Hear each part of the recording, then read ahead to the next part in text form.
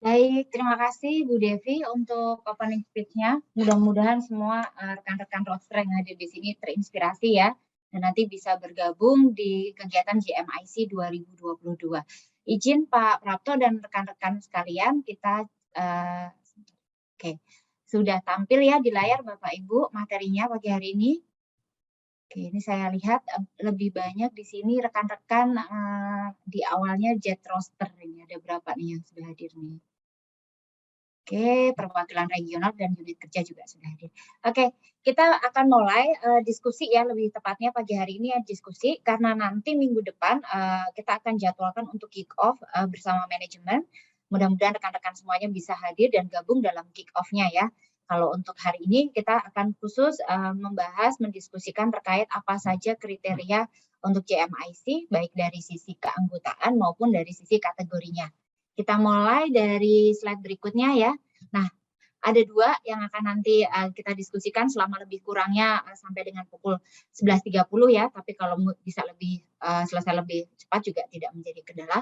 Yang pertama terkait dengan mekanisme, kemudian yang kedua terkait dengan kategori, dan nanti ada tambahan terkait dengan cara penggunaan aplikasinya, gitu ya. Mungkin rekan-rekan yang baru bergabung di JMIC 2022 nanti bisa melihat seperti apa penggunaan aplikasinya. Harapannya jauh lebih mudah dibanding yang sebelum-sebelumnya.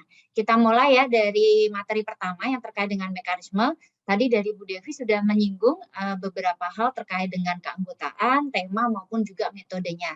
Jadi kalau kita lihat dari yang paling kiri, ini adalah ruang lingkupnya.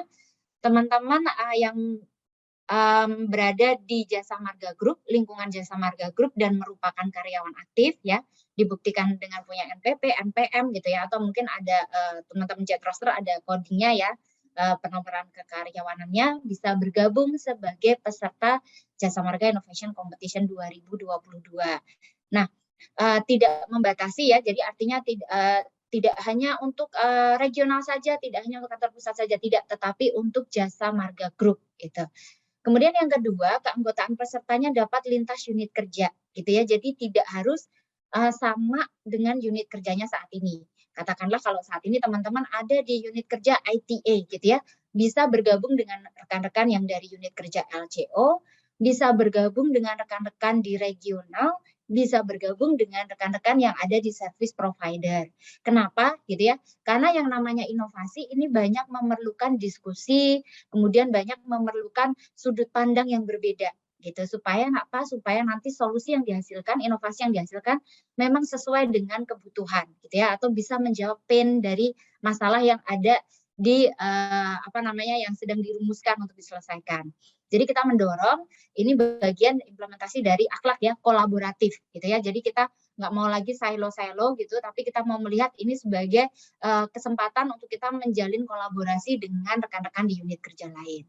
Kemudian untuk tim inovasi dari unit kerjanya tidak dibatasi. Jadi karena tadi keanggotaannya lintas unit kerja, gitu ya, bisa saja dalam unit kerja katakanlah di unit kerja UMM gitu ya, ada beberapa tim inovasi gitu ya. Bisa jadi anggotanya sama-sama teman-teman di UMM, bisa juga lintas unit kerja gitu. Jadi tidak ada batasan oh hanya boleh mengirimkan satu tim inovasi, tidak gitu ya. Monggo nanti bisa dioptimalkan jumlah tim inovasinya. Kemudian yang berikutnya adalah tim inovasinya terdiri dari minimal 2 orang dengan komponennya 1 ketua, 1 anggota, dan maksimalnya 5 orang di mana komponennya adalah 1 ketua dan 4 anggota gitu. Nah, yang berikutnya nih, 1 anggota atau 1 orang karyawan hanya bisa menjadi anggota dari 1 tim inovasi.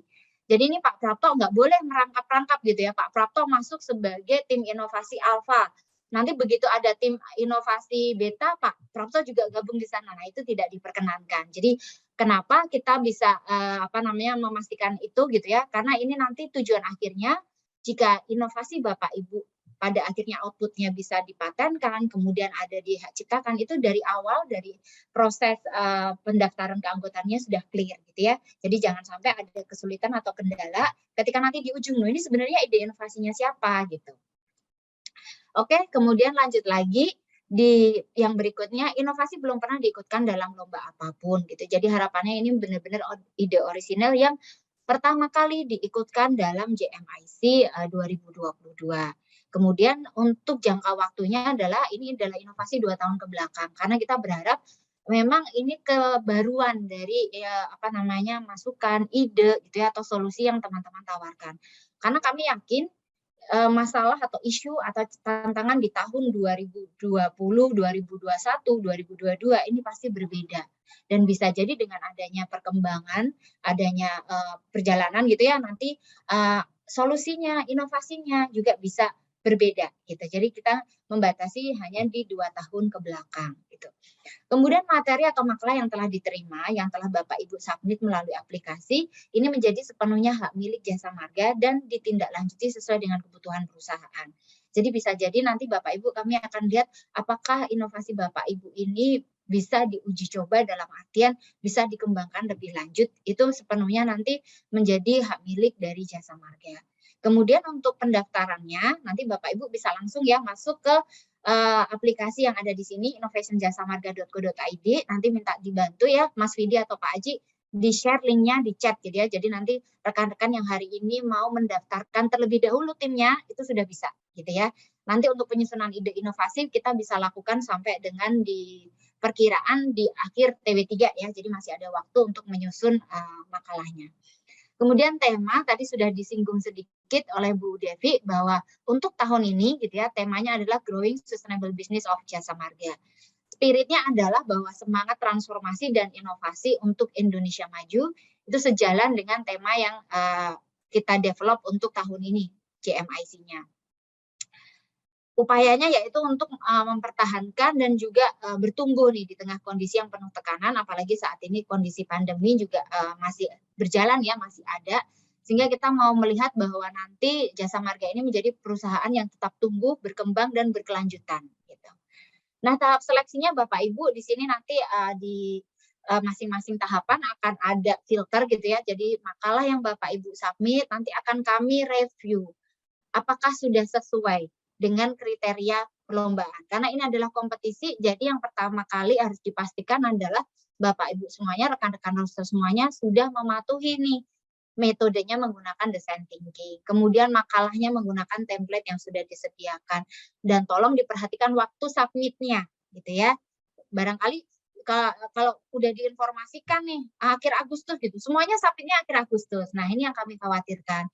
Kalau submitnya semuanya pada hari H atau pada saat terakhir pengumpulan, bisa jadi load dari aplikasinya akan semakin tinggi dan Bapak Ibu terkendala ketika melakukan submit. Sehingga kami dorong nih rekan-rekan roster untuk bisa mengatur waktu sedemikian hingga nanti submit makalahnya tidak mepet gitu ya, sehingga aplikasinya juga tidak ada error atau trouble gitu, sehingga menyebabkan teman-teman nggak bisa submit tepat waktu gitu ya. Jadi untuk tahun ini kami dorong semuanya bisa submit secara mandiri melalui aplikasi. Jadi tidak dibantu oleh rekan-rekan dari tim teknis di JMIC. Untuk metodologi masih sama, kami tetap merekomendasikan untuk design thinking di JMIC 2022 persis dengan metode yang digunakan untuk JMIC tahun sebelumnya. Nah, mudah-mudahan rekan-rekan masih fresh ya dengan metode design thinking. Nanti kami bantu juga terkait dengan penjelasan terkait dengan metode design thinking di baik itu di grup juga maupun di JM Click juga email gitu ya, nanti bisa dilihat di sana. Untuk kategori inovasinya ada 4 kategori. Yang pertama terkait dengan strategi bisnis, teknologi breakthrough, kemudian sustainable process innovation, dan service excellence. Nah, penjelasan detailnya nanti kita akan bahas di belakangnya. Untuk reward, tadi sudah sempat disinggung ya, memang yang pasti teman-teman akan mendapatkan learning point dan juga apresiasi tunai. Tapi di luar itu, mudah-mudahan nanti dari manajemen mendukung sehingga ada improvement nih untuk reward di JMIC 2022. Untuk paparan di slide berikutnya. Oke, jadi di kategori ini masing-masing ada 4 Bapak Ibu. Yang pertama adalah bisnis strategi. Kalau kita lihat di sini adalah kategori inovasi yang mampu mengakomodasi pengembangan bisnis dan kinerja perusahaan. Kemudian inovasi yang diharapkan adalah ide atau strategi yang sudah atau akan diterapkan dalam perusahaan. Jadi jangan khawatir kalau memang idenya belum terimplementasikan tapi masih berupa gagasan, nanti bisa tetap diajukan gitu ya, tetap bisa diikutkan dalam JMIC 2022. Kemudian yang berikutnya adalah teknologi breakthrough. Di sini adalah kategori yang merupakan keterbaruan atau inovasi dalam skala lokal perusahaan, khususnya terkait dengan teknologi. Jadi ada software dan juga hardware yang berdampak positif pada proses bisnis perusahaan. Tetapi Bapak Ibu juga perlu perhatikan bahwa tidak semuanya ide inovasi yang ujungnya aplikasi itu pasti teknologi breakthrough ya. Jadi nanti tolong dipelajari dengan seksama gitu ya. Apakah ini relevan masuk ke kategori teknologi breakthrough atau yang lainnya gitu ya. Jadi tidak terjebak bahwa kalau yang aplikasi pasti teknologi breakthrough gitu ya. Nanti coba dicek kembali, direview kembali mana yang lebih relevan kategorinya. Nah, kemudian yang ketiga adalah sustainable process innovation. Jadi kalau di kategori ini merupakan representasi inovasi yang berdampak positif baik bagi sosial, lingkungan, dan perbaikan proses atau prosedur yang ada di unit kerja dan tidak termasuk dalam 3 kategori lainnya. Tidak masuk dalam kategori bisnis, teknologi, atau service excellent, jadi bisa masuk ke kategori yang ini, sustainable process innovation. Katakanlah rekan-rekan di unit LCO gitu ya, atau yang di bidang legal dan compliance ada inovasi gitu ya. Misalnya selama ini kami kesulitan nih rekan-rekan roadster di Jasa Marga mau melihat gitu ya, sebenarnya peraturan apa saja yang masih berlaku di Jasa Marga. Nah, rekan-rekan dari LCO sudah mengeluarkan inovasi. Oh ini nih kalau mau lihat, nah itu bisa masuk di kategori yang sustainable process innovation. Kemudian untuk yang kategori ini juga bisa mengusung konsep sustainable development goals ya, atau pembangunan berkelanjutan sesuai dengan yang telah ditetapkan pemerintah. Jadi ada 17 SDG ya yang bisa teman-teman olah juga dan masuk kategori ini. Dan yang terakhir adalah kategori service excellent. Nah, kategori ini sebenarnya bertujuan yang pasti adalah menjaga SPM gitu ya. Karena ini adalah merupakan peningkatan pelayanan terbaik dalam rangka memenuhi harapan dan kebutuhan pelanggan melalui pelayanan bidang operasional, maintenance, dan rest area. Nah, khusus untuk service excellence, ini kami dedikasikan untuk rekan-rekan yang ada di service provider, khususnya dalam hal menjaga SPM. Barangkali banyak inovasi yang sudah dilakukan atau mungkin sedang diinisiasi oleh rekan-rekan baik yang ada di JMTO, JMTM maupun JMRB dalam mengembangkan pendekatan baru gitu ya, khususnya bagaimana menjaga SPM-nya gitu ya, karena ini menjadi salah satu unsur penting komponen dalam penyesuaian tarif gitu ya, sehingga nanti rekan-rekan yang ada di bidang operasional gitu ya, di bidang pelayanan lalu lintas, kemudian di bidang customer service gitu. Kalau ada ide-ide terkait dengan pelayanan di bidangnya gitu ya, di bidang operasional bisa masuk ke kategori ini. Tetapi teman-teman juga tidak dibatasi gitu ya. Artinya kalau teman-teman dari SP boleh nggak misalnya punya ide bidang kategori bisnis strategi, monggo silahkan gitu ya. Kami tidak membatasi kategori tertentu, tapi untuk service excellent ini penekanannya lebih kepada pemenuhan SPM khususnya yang di bidang operasional, maintenance maupun rest area gitu ya. Lanjut ke slide berikutnya. Nah, di sini kita sudah buatkan Bapak Ibu masing-masing kriteria yang nanti akan direview oleh para dewan juri untuk masing-masing indikator dari design thinking. Jadi kalau yang dilihat pertama ini adalah teknologi breakthrough, penjelasannya tadi sudah disampaikan apa saja gitu ya. Kemudian karena metode yang digunakan adalah design thinking, jadi ini ada 5 indikator. Ada empathize, ada define, ada ideate, prototype, dan test. Nah, kami sudah membantu untuk mempermudah Bapak Ibu ketika mau menyusun konten dari sisi empathize. Apa saja sih yang harus dimasukkan gitu ya. Ini juga nanti inline sama yang dinilai oleh dewan juri. Sehingga antara dewan juri dengan Bapak Ibu match makalahnya gitu ya. Kebutuhannya match di di data yang Bapak Ibu sampaikan. Contohnya adalah di empathize ini ada 3 kriteria besar nih yang Bapak Ibu harus pastikan dimasukkan dalam penyusunan empathize. Yang pertama adalah identifikasi permasalahan, kemudian gambaran permasalahan yang dihadapi seperti apa, kemudian menjelaskan permasalahan dari berbagai sudut pandang customer. Nah, ini nanti 3 poin inilah yang perlu Bapak Ibu pastikan tertulis di makalahnya gitu ya. Jadi nanti ketika dewan juri melihat atau mereview itu memang terjawab gitu ya. Karena yang kami evaluasi bisa saja adalah antara data yang Bapak Ibu sampaikan dengan kebutuhan dewan juri untuk melakukan penilaian tidak match, sehingga kami fasilitasi dengan adanya indikator seperti ini mempermudah Bapak Ibu ketika menyusun makalah. Begitu juga dengan define gitu ya. Define di sini adalah menentukan masalah inti, penjelasan terhadap permasalahan yang ada sehingga didapatkan permasalahan pokok. Ketika kita berdiskusi, kemudian kita brainstorm itu ternyata ada beberapa masalah gitu ya. Harus kita filter gitu ya, mana yang akan kita ambil atau yang akan kita carikan solusi. Nah, solusi ini nanti yang menjadi inovasi bagi tim Bapak Ibu gitu ya. Dan kemudian setelah kita temukan, oke ini yang akhirnya kita tentukan, kita juga menjelaskan proses untuk mendapatkan solusi dari masalah tersebut gitu ya. Apa sih gitu ya. Dan masuklah ke bagian ketiga atau ideate. Nah, di ideate ini terkait dengan bagaimana Bapak Ibu menjelaskan inovasi atau solusi yang ditawarkan untuk menyelesaikan masalah tadi. Nah, itu. Nanti di sini ada beberapa kriteria yang nanti tolong dapat dipelajari ya Bapak Ibu ya.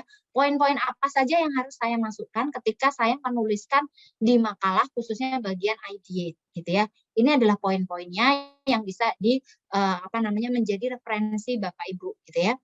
Yang berikutnya adalah prototype. Nah, prototype ini sebenarnya kita bisa melihat dari berbagai macam sudut pandang. Jadi, jangan dilihat bahwa prototype itu harus berbentuk sesuatu yang wah gitu. Enggak ya, enggak selalu seperti itu. Karena prototype sendiri memang ada jenis-jenisnya gitu ya. Nah, Bapak Ibu yang sudah menyampaikan ide inovasinya apa, itu harus bisa tercapture di prototipenya. Oh, kalau masalahnya A, kemudian solusinya B gitu ya, prototipenya apa sih gitu. Bisa penggambarannya melalui paparan gitu ya, secara flow gitu ya. Yang penting nanti dari dewan juri maupun rekan-rekan itu bisa menyampaikan seperti ini loh solusinya kalau dibentukkan gitu ya atau diwujudkan dalam prototipe gitu ya. Bisa berupa video, bisa berupa PPT gitu ya. Sekreatif Bapak Ibu menyampaikan itu dan mempermudah kami baik dari tim teknis maupun dewan juri untuk bisa menilai kesesuaian prototipe dengan inovasi atau solusi yang tadi Bapak Ibu tawarkan. Dan terakhir adalah tes gitu ya. Tesnya ini perbandingan sebelum dan sesudah kalau inovasinya diimplementasikan. Pasti ada pertanyaan. Kalau inovasinya memang sudah dijalankan, itu mudah gitu ya. Bisa kita lihat sebelum dan sesudahnya. Tapi bagaimana kalau inovasi yang kami tawarkan atau yang disubmit oleh rekan-rekan itu adalah yang masih bersifat gagasan atau ide. Nah, nanti Bapak Ibu bisa menggunakan pendekatan asumsi. Jadi, oh ya sebelumnya kita asumsikan gitu ya, misalnya kita menghabiskan dana sampai sekian ratus juta gitu ya. Tetapi dengan adanya inovasi ini, pendekatan ini gitu ya, kita mengasumsikan ada efisiensi sekian gitu. Itu dimungkinkan untuk Bapak Ibu untuk masukkan dalam tes. Ada metode lainnya juga bisa melalui survei gitu ya. Jadi nanti bisa dilihat before dan after-nya gitu ya. Di survei awal waktu mendapatkan masalah dan di survei akhir setelah ditawarkan menggunakan inovasi atau solusi tersebut kira-kira hasilnya seperti apa gitu ya. Jadi jangan khawatir yang masih berupa gagasan pun juga tetap bisa menyampaikan hasil tesnya berupa asumsi penghitungan ya. Kemudian lanjut untuk yang kategori berikutnya. Ya, di bisnis strategi Bapak Ibu di sini berbeda dengan yang teknologi breakthrough ya. Apa yang menjadi pembeda utamanya gitu ya? Yang menjadi pembeda utamanya tentu di bagian ideate-nya. Kalau di empathize dan define mostly sama Bapak Ibu ya. Jadi di empathize ini pasti penekanannya adalah di identifikasi masalahnya, kemudian gambaran masalahnya se-urgent apa sih gitu ya, harus punya solusi, harus punya inovasi. Kemudian di define juga sama menentukan masalahnya. Nah, di ideate ini sedikit berbeda untuk yang bisnis strategi. Jadi di bisnis strategi ini harapan kami karena Bapak Ibu memang adalah untuk mengembangkan sebuah pendekatan baru ya, khususnya dalam hal bisnis gitu ya atau kinerja perusahaan, tolong diperhatikan di bagian ideate nanti bisa disampaikan juga gitu ya, bisa bisnis model atau value proposition-nya. Jadi nanti kami mendapatkan gambaran dari inovasi atau solusi yang Bapak Ibu tawarkan. Ya, ini yang berbeda dengan teknologi breakthrough. Kalau teknologi breakthrough perlu nggak dibuat ini? Kalau melihat tadi uraiannya tidak ya, tapi untuk yang bisnis strategi, Bapak Ibu perlu memperhatikan di bagian ideate ada poin-poin tertentu yang harus dilengkapi. Berbeda dengan kategori yang lainnya. Untuk prototype dan tes juga sama ya Bapak Ibu ya, prototype nanti monggo bisa digunakan sekreatif mungkin gitu ya, bisa menggunakan aplikasi kalau memang sudah ada bisa dimunculkan gitu ya atau dibuat simulasinya monggo. Kalau untuk yang tes juga sama gitu ya, kalau yang masih berupa gagasan gitu ya, ada berapa sih potensi pendapatan yang akan diperoleh kalau kita menerapkan inovasi ini atau ada berapa rupiah efisiensi yang akan kita peroleh kalau kita menerapkan inovasi di bisnis strategi ini. Nanti bisa digambarkan, dituliskan, dan dilengkapi datanya. Semakin lengkap, semakin komprehensif data yang Bapak Ibu sampaikan itu menjadi nilai lebih karena membantu Dewan Juri untuk bisa mendapatkan atau meng-grab yang capture ya inovasi yang Bapak Ibu submit gitu. Kemudian di kategori berikutnya ya, di kategori berikutnya terkait dengan sustainable process innovation ya. Jadi di sini adalah semua kriteria inovasi yang di bidang sosial lingkungan maupun yang di luar tiga ya, baik di luar dari bisnis, teknologi maupun di luar service excellence bisa masuk di sini gitu. Saya mau memperbaiki nih prosesnya dalam hal pengumpulan data gitu ya, karena selama ini ternyata kita belum punya data terpadu terintegrasi khususnya terkait misalnya nih data di Jasa Marga Group terkait dengan katakanlah di ED gitu ya, atau terkait dengan data AMDAL gitu. Nah itu nanti bisa masuk di sini untuk perbaikannya seperti apa. Bisa disubmit di kategori yang Sustainable Process Innovation. Perhatikan pula di bagian IDEA-nya Bapak Ibu. Jadi nanti di sini bisa kita lihat detailing yang harus dimasukkan gitu ya. Mudah-mudahan tidak ada kesulitan ya ketika melihat atau mereview dari indikator di bagian IDEA. Prototipe dan tes masih sama dengan dua kategori lainnya ya. Bisa dibuat sekreatif mungkin untuk penyampaian prototipe dan tesnya juga bisa dimunculkan before dan afternya. Oh kalau dulu saya ngerjain ini saya butuh waktu sampai 7 hari gitu ya. Tapi dengan adanya ide inovasi ini ternyata lebih efektif dan efisien gitu ya. Karena ternyata hanya diperlukan sekitar 1 sampai maksimal 2 hari pengerjaannya. Berarti kan ada efisiensi dari sisi waktu gitu ya, tidak selalu dari sisi budget atau anggaran, tapi juga bisa dari sisi waktu. Sehingga waktu yang yang 4 hari ini bisa dioptimalkan rekan-rekan misalnya unit kerja Bapak Ibu untuk mencapai KPI yang lainnya atau mengoptimalkan pencapaian KPI yang lainnya seperti itu. Lanjut di kategori yang service excellent. Nah, di sini juga Bapak Ibu perlu perhatikan detailing di bagian IDEA. Kira-kira apa yang saya perlukan gitu ya untuk saya tulis atau saya masukkan dalam IDEA gitu ya. Di sini bahwa ide berasal dari kebutuhan customer, unit atau perusahaan dan ada validasi dari customer, unit atau perusahaan. Oh benar nih memang ide ini yang diperlukan gitu ya, karena kembali lagi bahwa service excellence ini terkait dengan SPM. Artinya ada batasan-batasan tertentu yang Bapak Ibu perlu perhatikan ya di SPM ya gitu ya. Apakah ini mendobrak aturan? Nah ini sebenarnya yang harus jadi concern juga Bapak Ibu bahwa inovasi tidak serta-merta tidak selalu ya harus mendobrak dari sisi kepatuhan gitu ya. Tapi memang bagian dari bagaimana kita bisa menjalankan kepatuhan atau pemenuhan khususnya terkait dengan SPM. Ada analisa perhitungan biaya dalam mengimplementasikan inovasi. Ini juga menjadi menarik karena ketika Bapak Ibu membuat inovasi, Bapak Ibu sudah berhitung gitu ya. Kira-kira saya butuh berapa gitu ya untuk bisa membuat ide ini sampai terimplementasi gitu ya. Bagian prototipe dan tesnya juga sama gitu ya. Tesnya bisa berupa evaluasi atau mungkin masukan dari customer ya terkait dengan inovasi yang ditawarkan. Lanjut lagi. Nah, untuk penulisan makalahnya, Bapak Ibu jangan khawatir, kami sudah fasilitasi template-nya. Nanti Bapak Ibu bisa lihat langsung di aplikasi innovation.jasamarga.co.id, bisa di-download, kemudian nanti bisa disubmit dalam format PDF. Nah, yang pertama adalah terkait dengan metode, sudah dijelaskan ya, bahwa nanti metodenya design thinking, kemudian ukurannya adalah A4, fontnya Arial, ukurannya 12 dan spasinya 1,5.